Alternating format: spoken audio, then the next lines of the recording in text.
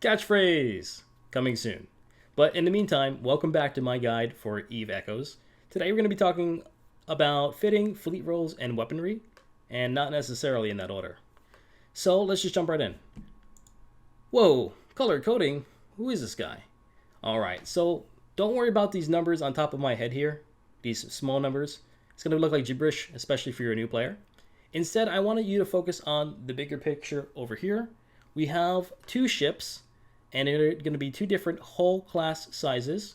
And we're going to talk about the hull class size in just a moment here. What I want you to know is that in Eve Echoes, you're going to be seeing almost every single ship in the game is going to look something similar to these bubbles here. You're going to have something like a skeleton structure, and it's going to require you to put things or modules on these ships. So your ship is basically doesn't do anything, it just looks fancy until you put something on the ship for it to use. Makes sense, right? Hopefully. So let's talk about the hull class now. There's going to be a bunch of different sizes. We're going to have an extra small size, a small size, a medium size, a large, and an extra large. For Eve Echoes, I don't think all of these are in the game yet. For example, I don't think the dreadnoughts are in there, but maybe eventually they will be. So we're going to work with it so that the information is relevant in the future. So the extra small class, the Interceptor, is going to be very small, obviously. It's going to be very fast. It's going to be able to be flown pretty easily. It doesn't require a lot of skill training.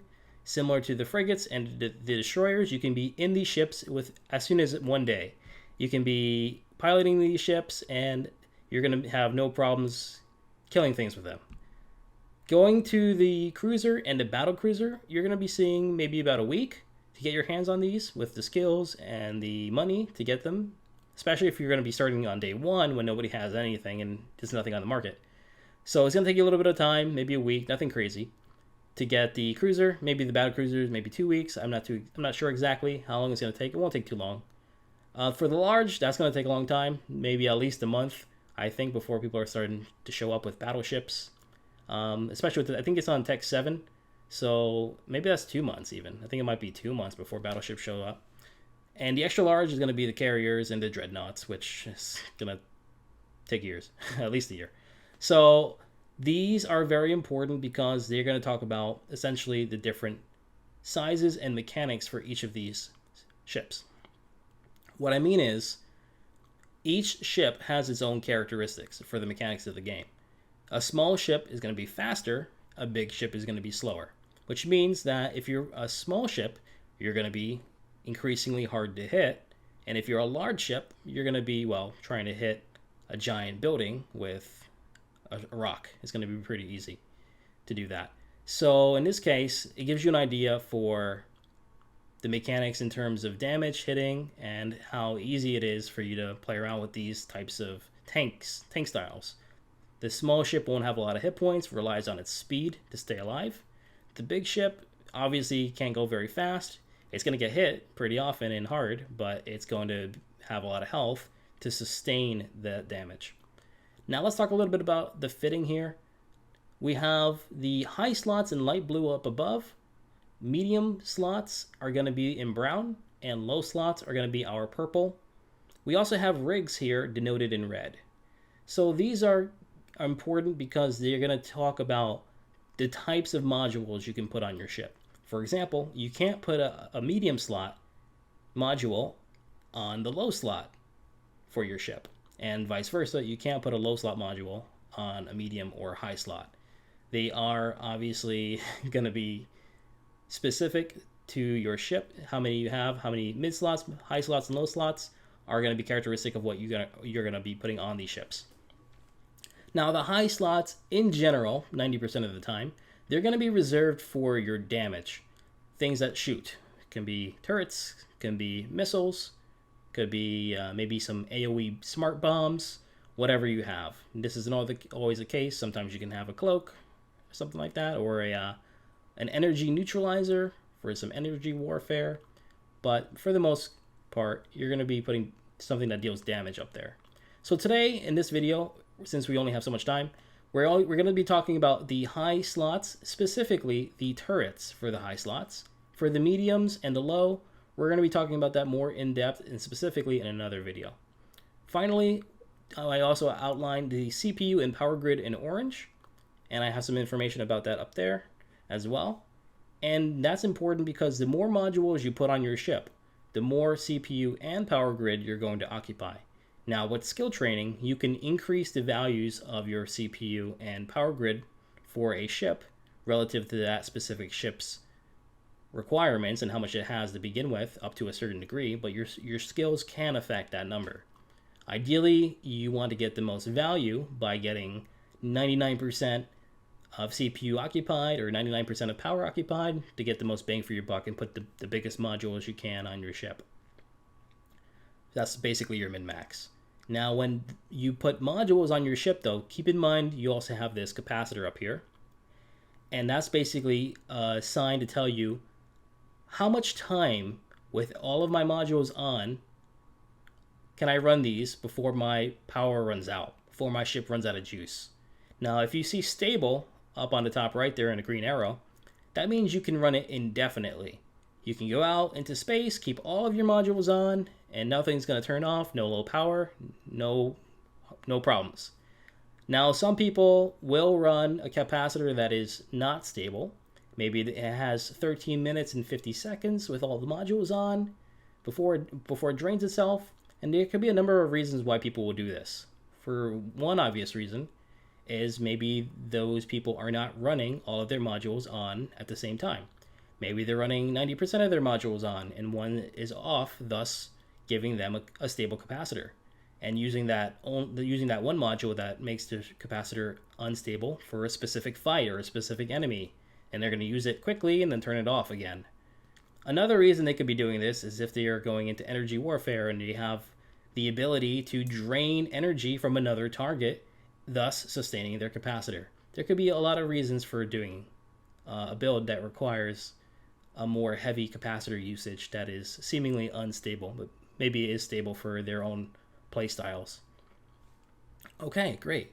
So now that we've talked a little bit about the fitting and what the general mechanics of what it looks like, let's talk about what we can actually put into these high slots, these turrets. And for that, let's take a stop at EVE races. Hey, yeah, again, for those who haven't seen it already, EVE is going to have 4 races or 4 factions. We're going to have Minmatar Republic, Galente Federation, Caldari State, and Amar Empire. Now, these guys have a host of weapons they can use. Specifically, let's talk about the turrets only for today, since that's what we're going to be talking about next. So Minmatar have access to the projectile turrets. Galente have access to the hybrid turrets. Caldari also use hybrid turrets. And Amar use energy turrets. We're going to see that next. Okay, so here we are. We have 6 different turrets. Now you're going to be seeing a breakdown, a division of weapon class. So Minmatar, for example, in brown, use projectiles. They have a division between the autocannon and artillery. I've divided the ranges here just in a simplistic manner, but keep in mind that the ranges in general can basically be some variety of very short to a little bit farther away from that. And same thing for the long, it's going to be pretty far to even further than that. So the numbers aren't there, but just keep in mind it's relative. Short means short, long means long. So autocannons are going to be short range. You're going to be using that when you're going to have an enemy directly next to you. You're ideally going to be flying a ship that can have some forward momentum, has an afterburner, has some way to close the distance, close the gap. Otherwise, you're not going to be doing very effective damage because whatever you're targeting is just going to outrun you, kite you to death, and you're going to die.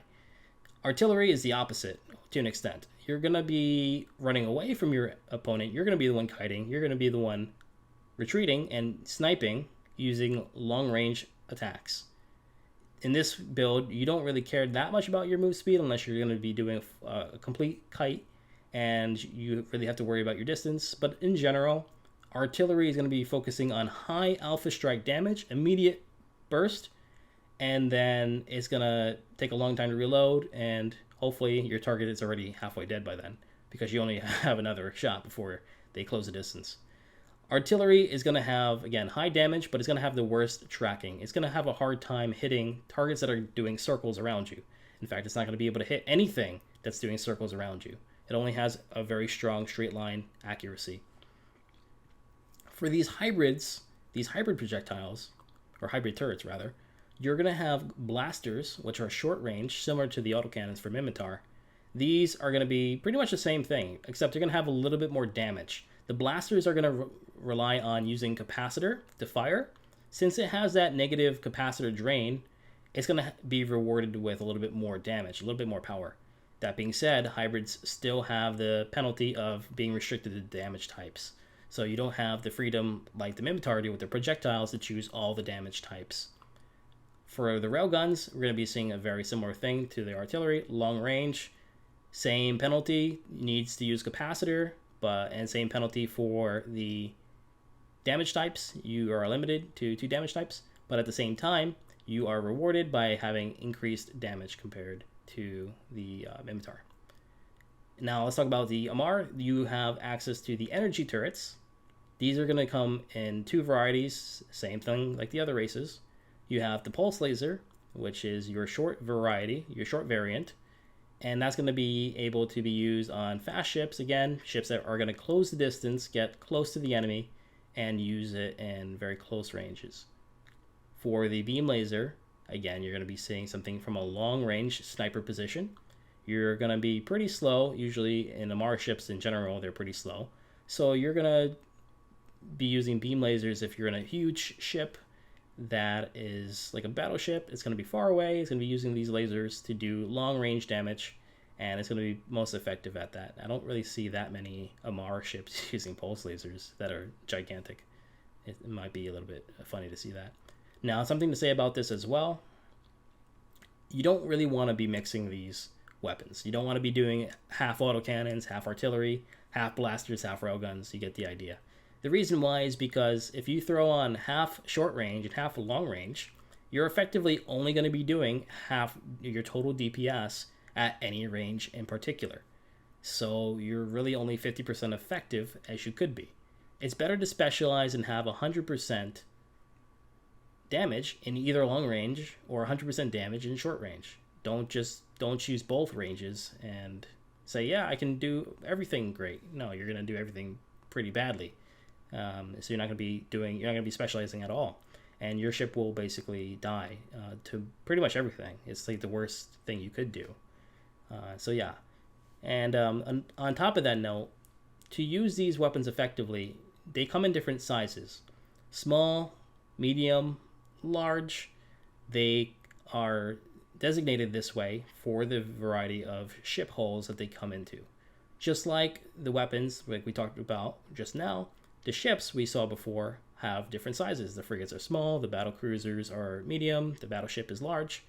You want to specialize in a ship hull as well. It's going to take you well over a year in EVE Echoes to master any of these hulls, these sizes. So not just for weapons, but for the ship itself. If you are deciding, hey, I want to play a cruiser, then use the cruiser weapon, which is the medium, and use the ship training. Eventually, you're going to specialize into medium cruisers, and that unlocks a subdivision of other cruisers that you can pilot later on. And that could be the same for a small or a large size.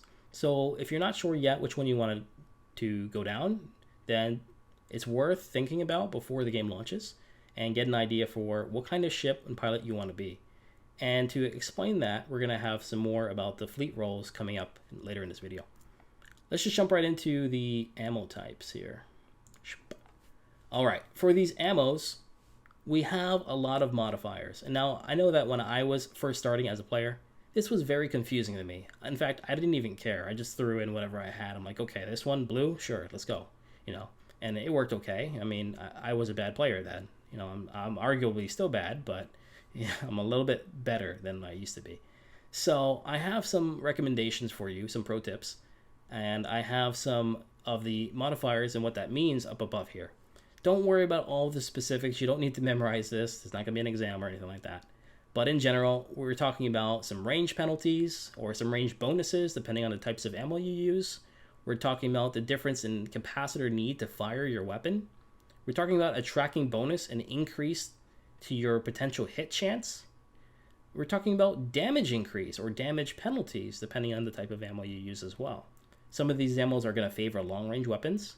Some of these ammos are going to favor short-range weapons. It's going to be pretty obvious which ones are going to eventually do what when you get the hang of the game.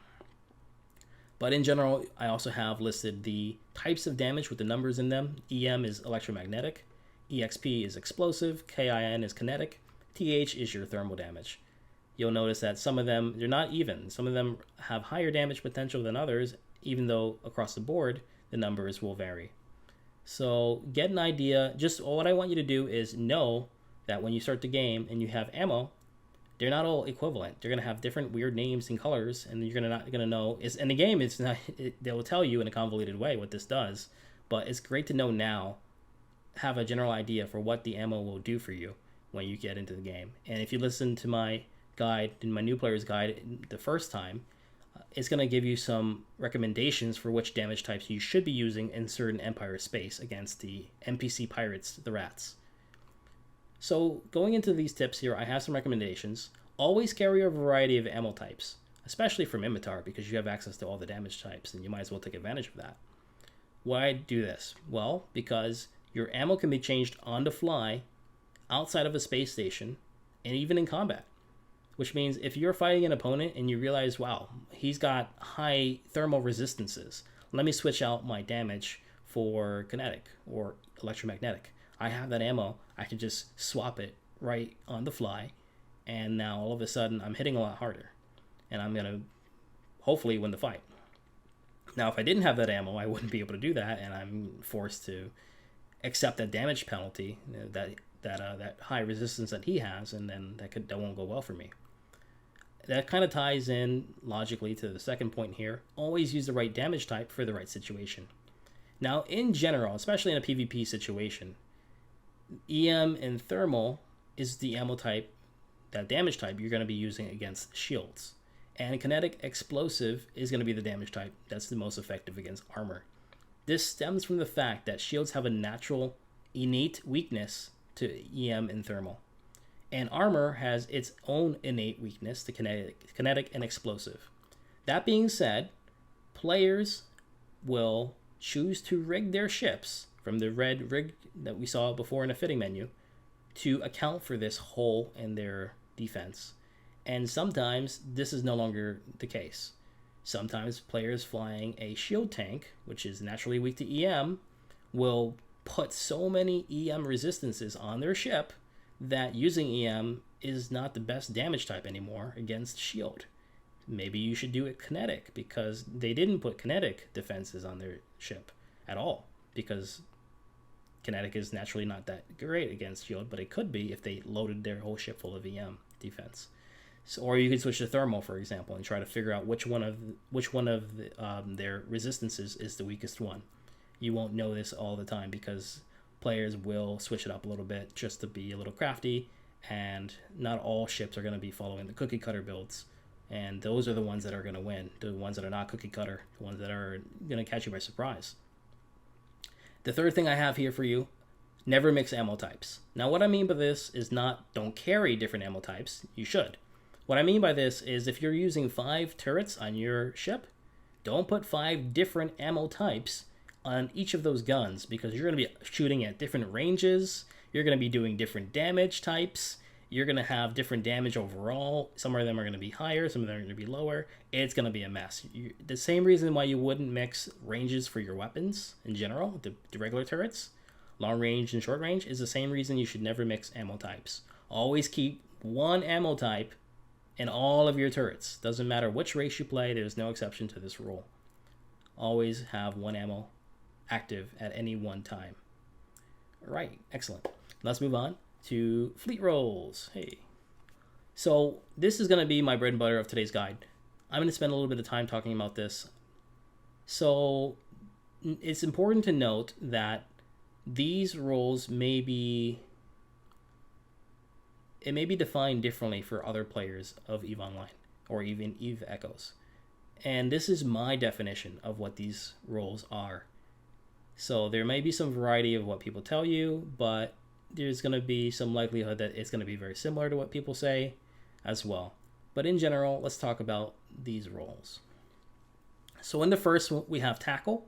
Tackle is going to employ small ships like frigates or the interceptors, those small class hulls. They're going to be ideal at getting in quick, locking down the target, and disabling the target for using its abilities like warp so that it's instantly frozen. Your fleet that's very big and massive and scary is also very slow.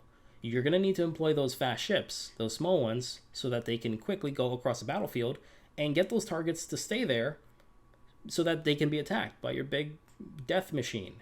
And that's going to be important. So even though they're small, don't get the wrong idea. They're super important too. Even though they're not scary and big, they're also very critical. Without the tackle, those big ships are not going to be able to shoot anything. So tackle also employs, besides the warp disruptors to keep enemies from fleeing, they also have usually a stasis web of fire, which reduces the target's movement speed. And since the target's going to be moving slower, it's also going to be getting hit harder. Remember that relationship we talked about before. Fast move speed equal harder to hit. Slow move speed is the building. It's going to be able to get hit pretty easily. You're still going to have signature radius, so in general, not always 100% of the case, but most of the time it's going to be getting hit easier. Okay, so let's go on to electronic warfare now. We're getting a little bit more specialized. Tackle is really easy to train for, but something like electronic warfare, you need to put more points into. You're going to be able to use small frigate sizes to larger ships like battle cruisers or battleships even. These ships have diverse capabilities that are going to hinder a target's ability to function. That type of function can be targeting. Maybe you're going to interrupt their ability to completely lock on at all and fire. Now in Eve Echoes, if you can't lock on, you can't fire. That's very powerful, which means you essentially took a person out of the game. They can't shoot. They're doing 0 DPS. And that works on battleships. That works on anyone. So long as you can have a successful electronic warfare attack. You can also do energy drain, which saps the capacitor out of somebody. Sometimes you can sap it and give it to yourself, drain it to your ship, depending on what you have equipped. You'll have range dampening as well, which basically reduces the effective range that an enemy can shoot. That also is very powerful against something like artillery. All of a sudden, if you bring an artillery into shotgun mode, they're not going to be doing very well at all, because even if they're in that close range, like we said before, if someone's going very close, doing circles around them in close proximity, they're going to have a hard time to hit them at all. Again, basically reducing someone's DPS down to 0 almost sometimes. And you have signature radius lighting, which is basically using your target painter to make somebody appear bigger than they really are. So if I use that frigate example for this radius lighting example, we basically use the target painter on them, and their small size actually becomes bigger. It makes them look like a building, and then we can shoot them pretty easily. That's very important. So electronic warfare is very important. Now let's talk about the Guardian, because the Guardian is kind of newish in a sense for Eve Echoes. We have some variety here with the Guardian. And the Guardian is going to be a medium to large ship aimed at tanking the damage and protecting your fleet by using armor or shield resistances. Guardians can come in different sizes. They're actually small. They can be destroyers. Destroyers are kind of small, medium, depending on how you classify them. There can be cruisers that are Guardians as well. And these are very important because they're going to absorb the damage from your fleet. They're going to essentially create a bubble that's going to keep your ships that are residing inside of that bubble alive.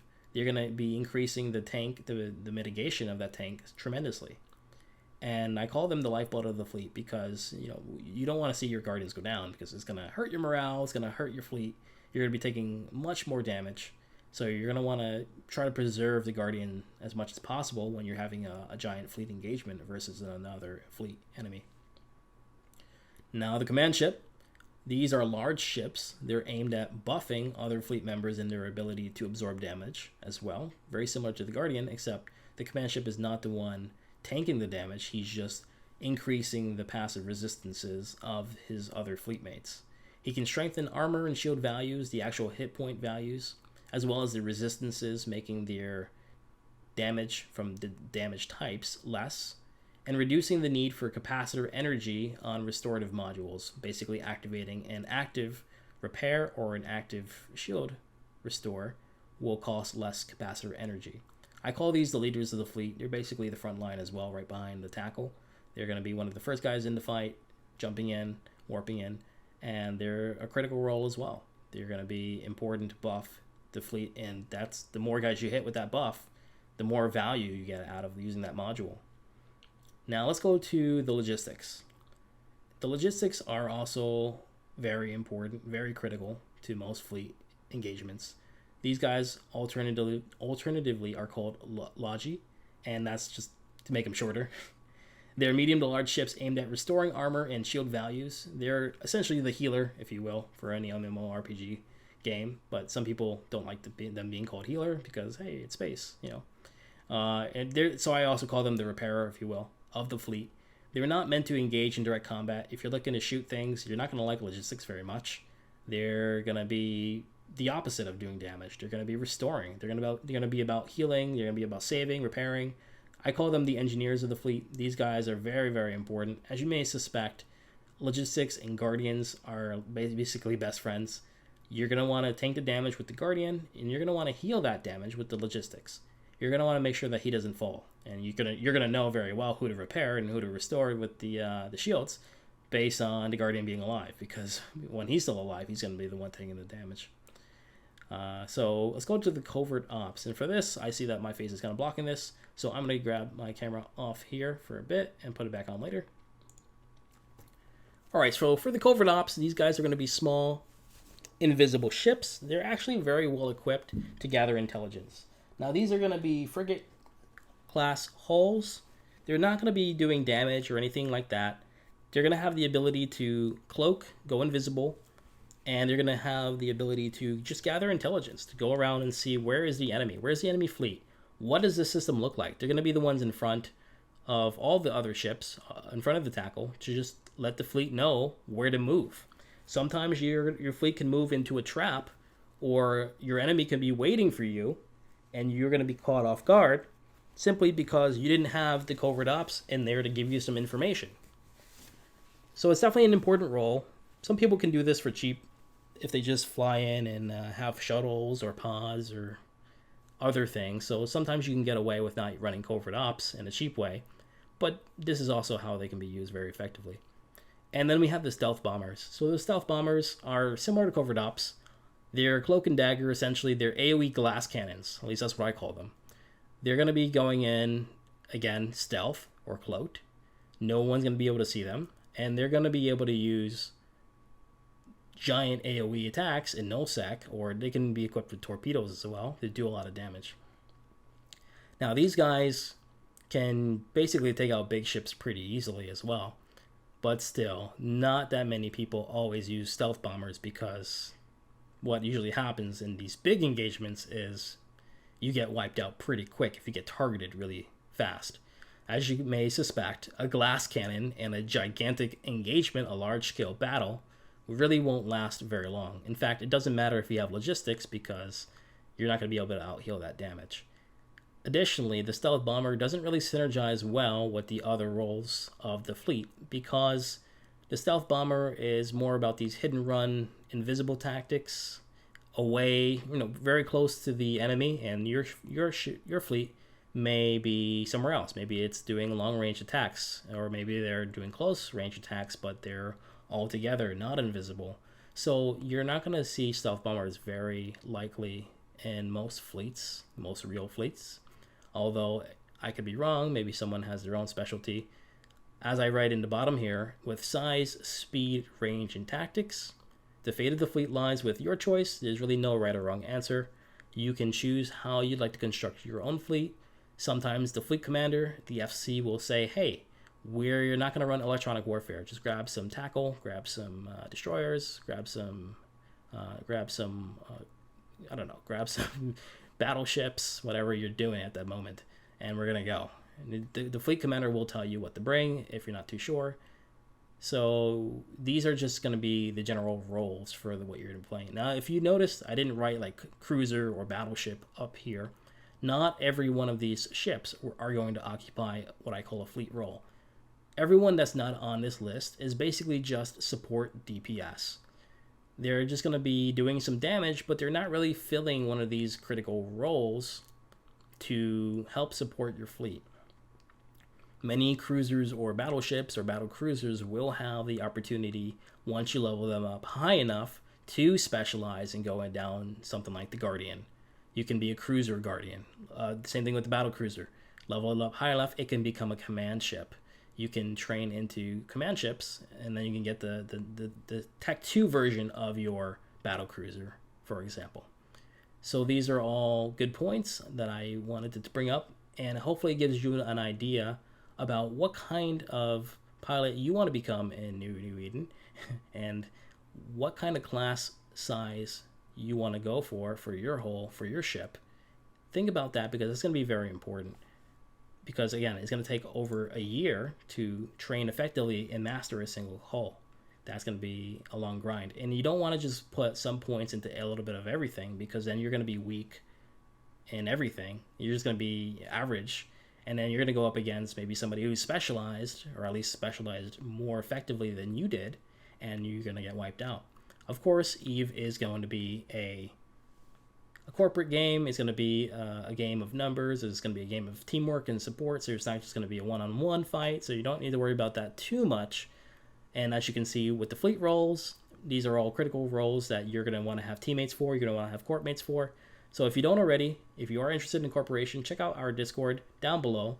We have some spots as well that we are recruiting some more additional members who can join our team. We have a good amount of people so far. So hopefully we're going to have some more filled up before the game launches in August. But if not, if you are still interested in the corporation, check out the official EVE Discord. They're going to have other corporations as well that are going to be running, in case you want to find anyone to match your potential, what you'd like to run with. All right, so we had a great guide here, I feel. A lot of good information.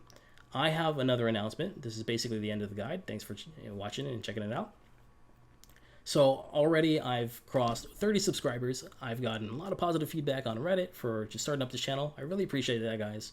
And just as a small token of my appreciation, just a small gesture, I'd like to do a community giveaway here for all of my subscribers on YouTube. Whoever is subscribed by, let's say, August 10th as the cutoff date, midnight EST, I'm going to be doing a giveaway for 2 Omega packs and 3 basic Omega clones for EVE Echoes.